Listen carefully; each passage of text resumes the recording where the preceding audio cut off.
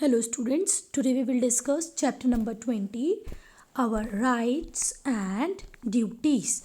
And I have taken this chapter from the book Oxford Trick class 5th. Okay, Oxford Trick class 5th, chapter number 20, our rights and duties. So students, you all know every year we are celebrating our Republic Day on 26 January 1950. But our constitution was passed by Constituent Assembly on 26 November 1949. So can you tell me why this has happened? ऐसे क्यों होता है कि constitute assembly ने constitution को तो 26 नवंबर 1949 को पास कर दिया था, पर वो इफेक्ट में 26 जनवरी 1915 को आया.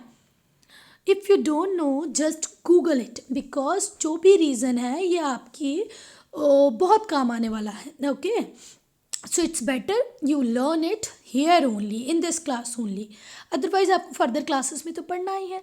सो I want a comment on this. Okay, you have to comment why we are celebrating independence day, sorry, Republic Day on 26 January 1950. Okay, Republic Day, not Independence. Republic Day. Okay, the Constitution is the supreme law of land. अगर हम India की बात करें तो हम सब के लिए Constitution सुप्रीम है. इंग्लिश वर्जन है और उसको बाद में काय में ट्रांसलेट किया गया है, हिंदी में ट्रांसलेट किया गया है. ठीक है, हमारी गवर्नमेंट जो भी लॉ बनाएगी वो अकॉर्डिंग टू कॉन्स्टिट्यूशन होना चाहिए. And we celebrate republic day every year on 26 January to celebrate the adoption of our constitution. Okay, every country, whether it is big or small, all the countries have their own constitution. क्योंकि अगर किसी भी country को run करना है तो कुछ rules and regulation होना चाहिए. तो वो बुक जिसमें कंट्री को रन करने के लिए सारे रूल्स, रेगुलेशन, फंक्शंस और प्राइम मिनिस्टर, प्रेसिडेंट लिखे जाते हैं, वो बुक को हम क्या बोलते हैं students? Constitution. Okay, so our constitution has certain rights and duties for the people of India to help them to live a better life and act as a responsible citizen. Okay, हमारे Indian constitution में हमारे लिए कुछ rights लिखी गई हैं और कुछ ड्यूटीज़ लिखी गई हैं. और ये राइट्स और ड्यूटीज़ क्यों लिखे गए हैं? So that we can live a better life और become a responsible citizen irrespective of sex. आप मेल हो, फीमेल हो, कास्ट, आप ब्राह्मण हो, क्षत्रिय हो, रिलीजियन, आप हिंदू हो, मुस्लिम हो, आप जम्मू कश्मीर में बर्थ हुए हो या तमिलनाडु में या कर्नाटका में, कोई फ़र्क नहीं पड़ता. ओके, आपके लिए स्पेसिफिक वही राइट्स हैं और आपकी कुछ स्पेसिफिक ड्यूटीज़ भी हैं. ओके, सो जो राइट्स सिटीजन्स को मिले हैं उसको हम फंडामेंटल राइट्स बोलते हैं, एंड जो ड्यूटीज़ मिली हैं उसको हम फंडामेंटल ड्यूटीज़ बोलते हैं. Okay, the rights we are enjoying is fundamental rights and the duties we have to obey is fundamental duties. Okay, so when we talk about the Indian Constitution, students do remember Indian Constitution is the longest written constitution in the world. World में इतनी सारी countries हैं. Overall अगर हम बोलें तो अभी recognised कितनी कंट्रीज़ हैं? 193. तो आउट ऑफ दैट 193 कंट्रीज़ सबसे बड़ा कॉन्स्टिट्यूशन किसका है स्टूडेंट्स? इंडियन. ओके, हमारा कंटेनिंग 395 आर्टिकल एंड 12 शेड्यूल. कितने आर्टिकल हैं स्टूडेंट्स? 395. एंड कितने शेड्यूल है? 12. ओके, और एंड वेरियस अमेंडमेंट. अमेंडमेंट का मतलब होता है कुछ सुधार करना. Okay, no other constitution in the world has so many article and schedule. दुनिया का कोई भी कॉन्स्टिट्यूशन ऐसा नहीं है जिसमें इतने सारे आर्टिकल हों और इतने schedules. Okay, so do remember this. Okay, 395 article, 12 schedule. Okay, so here I'm going to start fundamental rights. Okay, there are 6 fundamental rights provided to the Indian people. The Indian people is having how many rights, students? 6 right. Out of that the first right is right to equality. कौन सा है बच्चों first right? Right to equality. ठीक, ठीक है. So what is right to equality? Right to equality means आप male हो female हो, आप किसी भी कास्ट से हो, आप हिंदू हो मुस्लिम हो सिख हो, आपका बर्थ तमिलनाडु में हुआ हो या केरला में हुआ हो या मध्य प्रदेश में हुआ या उत्तर प्रदेश में हुआ हो, आपको इस बेसिस पे अलग अलग ट्रीट नहीं किया जाएगा कि मेल है तो उसको कुछ डिफरेंट राइट्स दे दिए, फीमेल है तो उससे कुछ राइट्स ले लिए, अगर क्षत्रिय है तो उसको कुछ प्रिविलेज दे दिया, ब्राह्मण है तो उससे वो प्रिविलेज ले लिया है. सच ऐसा कुछ भी नहीं है. We all are equal. Okay. However the weaker section of the society, पर जो वीकर सेक्शन है हमारी सोसाइटी का, उसको हमने प्रोटेक्ट करने के लिए कुछ लॉज बनाए हैं और उनको हमने रिजर्व सीट्स दी हैं स्कूल्स में, कॉलेजेस में, गवर्नमेंट जॉब्स में. ओके.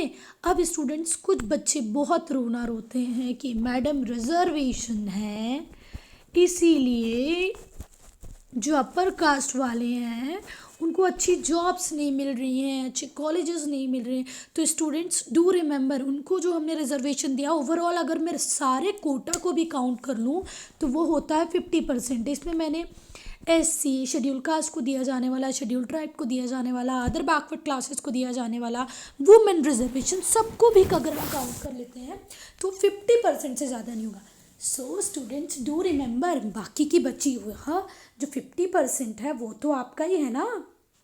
और ये 50% भी हम रिजर्वेशन क्यों दे रहे हैं? क्योंकि वो वीकर सेक्शन है, उसको हमने हमारे एंसेस्टर्स ने इतना हरास किया है, इतना परेशान किया है कि वो अपने आप को अपलिफ्ट ही नहीं कर पाया. सो स्टूडेंट्स डू रिमेंबर, हमारी कंट्री तभी डेवलप होगी जब कंट्री के सारे सेक्शंस डेवलप होंगी, सारी कास्ट डेवलप होंगी, सारे इंडिविजुअल डेवलप होंगे. तो क्या हम उन लोगों के बिना अपनी कंट्री को डेवलप बना सकते हैं? That is why reservation is very necessary, very very necessary. Okay. जब आप लोग भी बहुत एजुकेशन ले लोगे, आप उनकी पुरानी स्टोरीज़ को पढ़ोगे, आपको पता चलेगा कि प्रीवियस टाइम में उनके साथ कैसे हुआ, तो आपको भी लगेगा कि reservation is good. Okay. Next है कि पहले हम लोग अनटचेबिलिटी परफॉर्म करते थे, छुआछूत हुआ करती थी, पर अब अनटचेबिलिटी पनिशेबल बाय लॉ है. अगर आपको पाया गया कि आप अनटचेबिलिटी करते हैं तो you can be punish by the law. ठीक है. और जो सोशल राइट्स वगैरह हैं, स्पेशल राइट्स वगैरह हैं, उन सबको बिल्कुल ख़त्म कर दिया गया है. Okay. Now we all are equal. So students, जो आपका सेकेंड राइट है वो है right to freedom. Okay. Freedom means you all know what is freedom. Okay. So every citizen in this country has a freedom of speech. आप कुछ भी बोल सकते हो. You are free to express your thoughts. You can assemble peacefully without arms. Arms मतलब हथियार. बिना हथियार के आप लोग इकट्ठा एक जगह पीसफुली इकट्ठा हो सकते हो. आप यूनियंस बना सकते हो, आप एसोसिएशंस बना सकते हो और कंट्री के किसी भी पार्ट में रेसाइड कर सकते हो. क्लियर है? तो आप क्या क्या कर सकते हैं स्टूडेंट्स? आप एसोसिएट हो सकते हो, असेंबल हो सकते हो, अपने एक्सप्रेशन को फ्रीली, अपनी स्पीच को आप बता सकते हो कि आप क्या बोलना चाह रहे हो, आप क्या सोच रहे हो. ठीक है. आप किसी भी ट्रेड को परफॉर्म कर सकते हो. इंडियन गवर्नमेंट नहीं बोलती है कि आपको कॉटन में ट्रेड करना है या शुगर में ट्रेड करना है. आप किसी भी कमोडिटी में ट्रेड कर सकते हो. आप इंडिया के किसी भी पार्ट में रिसाइड कर सकते हो. अगर आपको चाहिए कि मैं कश्मीर में रहूँ, आप कश्मीर में रह सकते हैं. अगर आपको चाहिए कि आप मध्य प्रदेश में रहें तो आप वहाँ रह सकते हैं. आपको कर्नाटका में रहना है, वहाँ रह सकते हैं. ठीक है. पहले जम्मू एंड कश्मीर में लैंड परचेसिंग पॉसिबल नहीं थी, बट हमारी नरेंद्र मोदी गवर्नमेंट ने इसको भी पॉसिबल बना दिया है. ओके. ठीक है. सो फ्रीडम का मतलब ये नहीं है कि आप किसी को भी उठा के मारने लगेंगे, किसी को भी बैड वर्ड्स बोलने लगेंगे. Freedom with in the legal boundaries. Okay. Do remember, just because one is free to do anything does not mean that somebody else freedom should be affected. ऐसा नहीं है कि आपको फ्रीडम है तो आप गए पड़ोसी के घर, उस बंदे को मारा और वापस आ गए. ठीक है. आपको जो भी काम करना है वो with in the constitutional limit करना है, लीगल चीज़ें करनी है. ठीक है. Next is right to education. Okay. Next is right to education. Okay. The right to education of 2009 entitled, what it entitles that all the students of age between 6 and 14 to free and compulsory education. अगर आपकी as 14 से कम है, 6 से ज़्यादा है, तो you can take free education.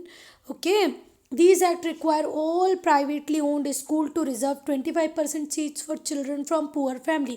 जितनी भी प्राइवेट स्कूल्स हैं, वो बड़ा है छोटा है, उसमें इंडियन गवर्नमेंट ने प्रोविज़न बनाया है कि आपको कम से कम आपकी 25 सीट्स पर किसको एडमिशन देना है, पुअर फैमिलीज़ को. ओके. ठीक है. This is what right to education. वैसे तो government school freely education provide कर ही रहे हैं, पर आपके नियर बाय एरिया में अगर गवर्नमेंट स्कूल नहीं है तो आप प्राइवेट स्कूल को अप्रोच करें. और प्राइवेट स्कूल को स्ट्रिक्टली बोला गया है कि आप आपकी 25% सीट्स में किसको एडमिशन देंगे, पुअर स्टूडेंट्स को एडमिशन देंगे under RTI, right to education. Okay. RTE, right to education. Okay. Next is right against exploitation. Okay. अब students, what is the meaning of exploitation? किसी का दोहन करना, है ना. No individual can be forced to work against his or her wish. Okay. और without wages. आप किसी को भी, पहले क्या होता था, स्लेव्स ले आते थे परचेस करके और उनसे काम करवाते जाते थे. ठीक है. पर अब आप करंट सिनेरियो में किसी को भी फोर्स नहीं कर सकते हो उसकी विश के अगेंस्ट में कि आप काम करो. ओके. और बिना वेजेस के तो बिल्कुल भी नहीं. ठीक है. Excuse me. चिल्ड्रन को भी आप वर्क के लिए फ़ोर्स नहीं कर सकते हैं. और अगर किसी फैक्ट्री ने, किसी माइंस ने, जो हार्मफुल प्लेसेस हैं, अगर अंडर 14 एज वाले बच्चे को काम दिया है तो वो भी पनिशेबल बाय लॉ होगा. ठीक है. आपकी फैक्ट्री है और वो फैक्ट्री है कुछ ऐसी है जो हार्मफुल सब्सटेंसेस बना रही है या हार्मफुल है बच्चों के लिए, और वहाँ पर अगर उसने एम्प्लॉय कर लिया किसी अंडर 14 को, तो फिर तो वो गया, वो उसको पनिश करेगा लॉ. ठीक है.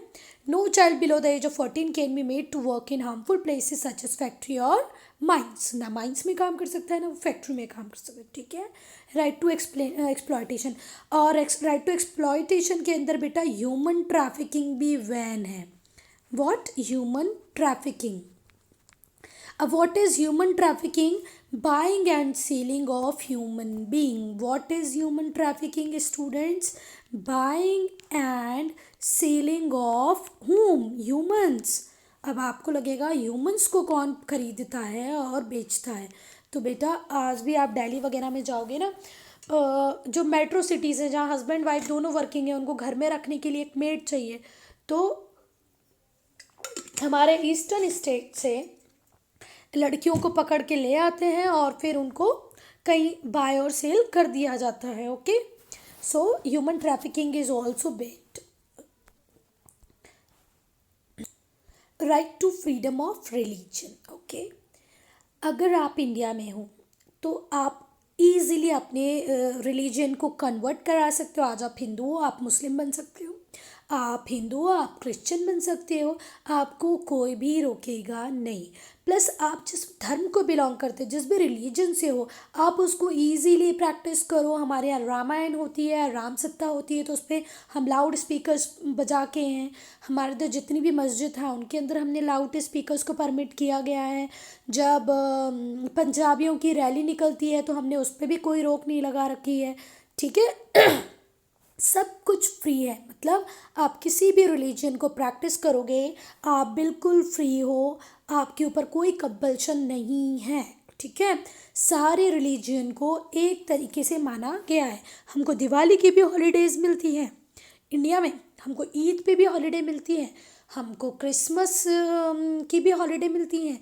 मतलब दिवाली, क्रिसमस, ईद और मुहर्रम की भी मिलती हैं. जितनी भी अलग अलग फेस्टिवल्स हैं हमको उन सब की छुट्टियां मिल जाती हैं. ठीक है. इट मीन्स हमारी फ्रीडम हमको दी गई है कि हम किसी भी रिलीजन को क्या कर सकते हैं, मान सकते हैं, ठीक है। और एक और बात मैं बताना चाहूँगी कि हमको फोर्स नहीं किया जाता है किसी भी रिलीजन को अडॉप्ट करने के लिए। इंडिया में तो बिल्कुल भी फोर्स नहीं किया जाता है। And here we are having right to propagate, हम हमारे रिलीजन को प्रोपेगेट भी कर सकते हैं, ठीक है। प्रोपेगेट का मतलब होता है स्टूडेंट्स बढ़ाना, ठीक है। बढ़ाना, अपने धर्म को आप बढ़ा भी सकते हो, पर फोर्सफुली नहीं, फ्रीली। अगर कोई इजीली आपके धर्म में आना चाहता है तो आ सकता, ठीक है। अब है cultural and educational rights. So India is large country and number of states are there. Again I am telling 28 states and 8 UTs. कितने स्टेट है? 28 स्टेट है और 8 UTs है है ना। इनकी अपनी ओन लैंग्वेज है और अपनी ओन कल्चर है, ठीक है। अगर आप असम अरुणाचल प्रदेश जाओगे तो वहाँ पर बिल्कुल आपको डिफरेंट लैंग्वेज डिफरेंट कल्चर मिलेगा। आप कश्मीर जाओगे वो बिल्कुल अलग है, गुजरात में बिल्कुल अलग है, ठीक है। So here in India we are having a right, every person in a country has a right to preserve, protect and develop his own culture. वो अपने कल्चर को प्रिजर्व करके रख सकता है, प्रोटेक्ट कर सकता है और डेवलप भी कर सकता है।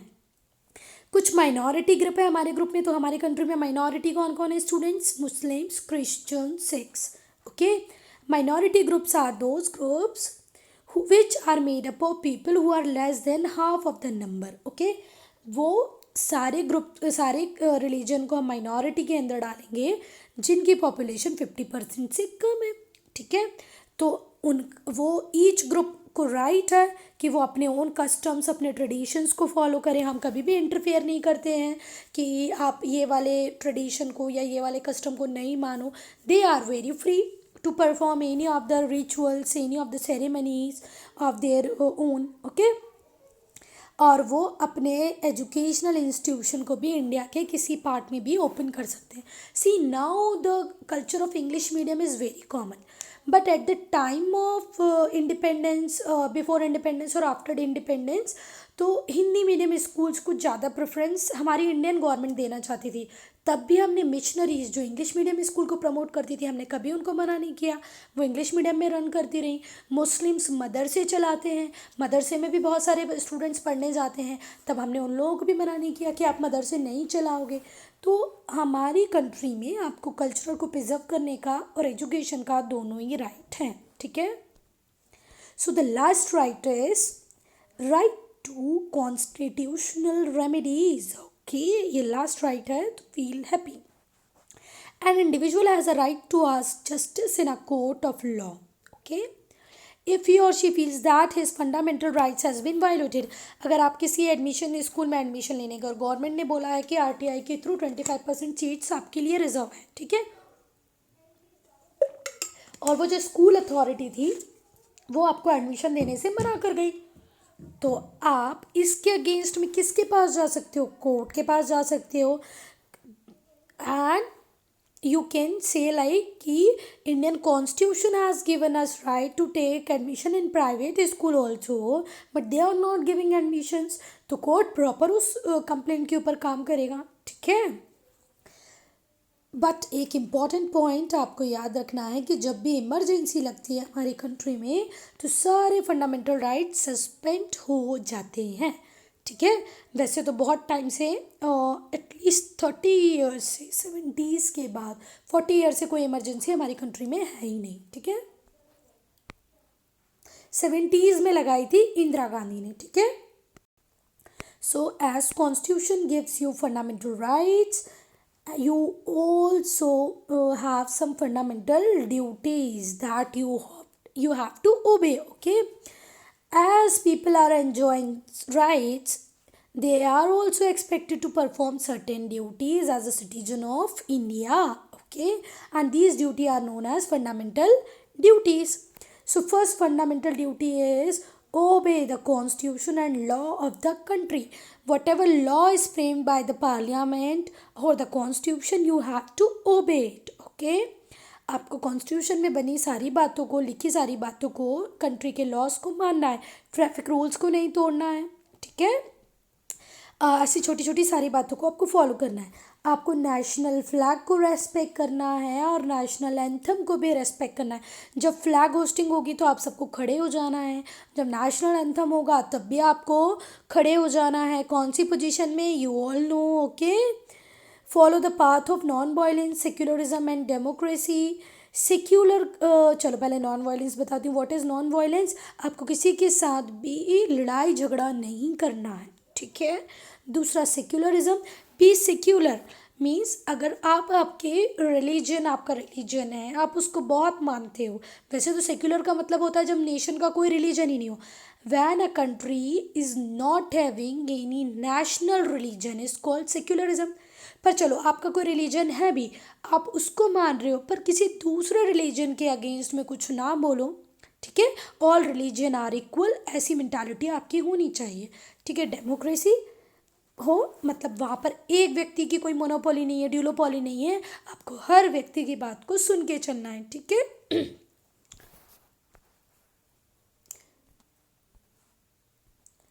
अब एक बात जो आप लोगों को सच में ध्यान से सुननी चाहिए और फॉलो करनी चाहिए, preserve the heritage and culture of the country.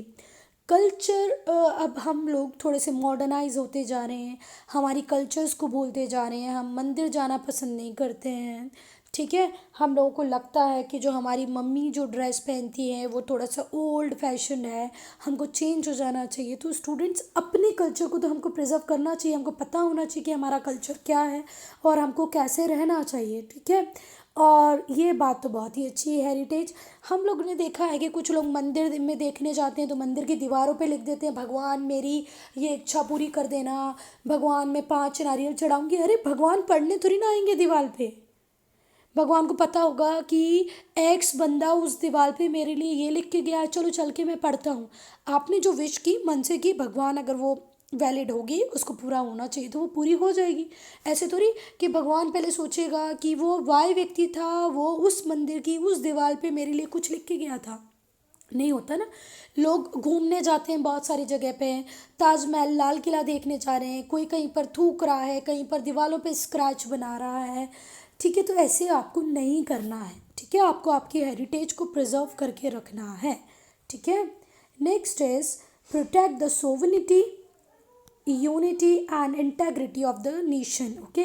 Sovereignty means हमारी कंट्री में जो भी ऑर्डर्स फॉलो होंगे वो हमारे कंट्री की लीडरशिप के होंगे, प्रेसिडेंट के होंगे, प्राइम मिनिस्टर के होंगे। कोई अदर फॉरेन कंट्री हमारी कंट्री के ऊपर रूल नहीं कर पाएगी, ना तो पॉलिटिकली वो हमको इंटरफेयर कर पाए और ना ही किसी और अदर वे में। हमको हमारी यूनिटी को बनाए रखना है, हमारे कंट्री, हमारे नेशन को इंटीग्रेट करके रखना है। ऐसा नहीं कि आज जम्मू कश्मीर बोल रहा है मुझे अलग कर दो, अलग हो गया, फिर तमिलनाडु धीरे से बोल रहा है मुझे तो अलग कंट्री बनना है, ऐसे नहीं हो सकता। आपको आपकी कंट्री को इंटीग्रेट करके रखना है, एक साथ जोड़ के रखना है, यूनिटी बना के रखनी है और सोवरेनिटी का ध्यान रखना है। सोवरेनिटी मैं आपको फिर से बता रही हूँ, when the decision about the country is taken by the top leadership of home country only. खुद की कंट्री, हमारी कंट्री में जो डिसीजन है वो हमारे लीडर्स ही लें, ना कि डोनाल्ड ट्रंप या कोई और, ठीक है। Next is safe guard public property, defend the country at any cost. हमको हमारी कंट्री को डिफेंड करना है, बचा के रखना है, भले उसकी कॉस्ट हमारी जान क्यों ना हो, okay. At any cost we have to save our country, जैसे हमारे लीडर्स ने किया हमको इंडिपेंडेंस दिला के, ओके। दूसरा है पब्लिक प्रॉपर्टी को सेव करना। कुछ बच्चों का शौक होता है वो गुलेल से जो स्ट्रीट लाइट होती है उसके ऊपर निशाना लगा रहे हैं, ठीक है। कुछ ऐसा क्रिकेट खेल रहे हैं कि स्ट्रीट लाइट को तोड़ दे रहे हैं, पार्क में जा रहे हैं तो उनको चेयर पे बैठना नहीं है, चेयर को तोड़ना है। तो आपको ऐसा जैसे कोई भी काम नहीं करना है, पब्लिक प्रॉपर्टी को भी ध्यान रखना है। अरे पब्लिक में अगर कोई टैप है जिससे आप पानी पी रहे हो, उसको खोल के पटक दिया है, क्यों? क्योंकि वहाँ पर हमारा पानी नहीं बर्बाद हो रहा है। तो डू रिमेंबर कि पब्लिक प्रॉपर्टी भी आपकी ही प्रॉपर्टी है, ठीक है।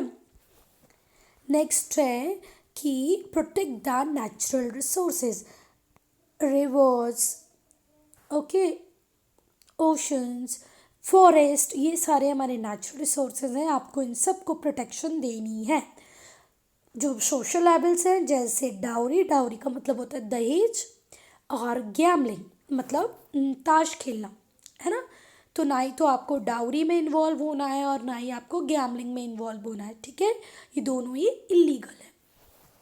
नेक्स्ट इज, ये आप स्टूडेंट्स के लिए ज़्यादा इम्पॉर्टेंट है, strive toward excellence in their respective spare.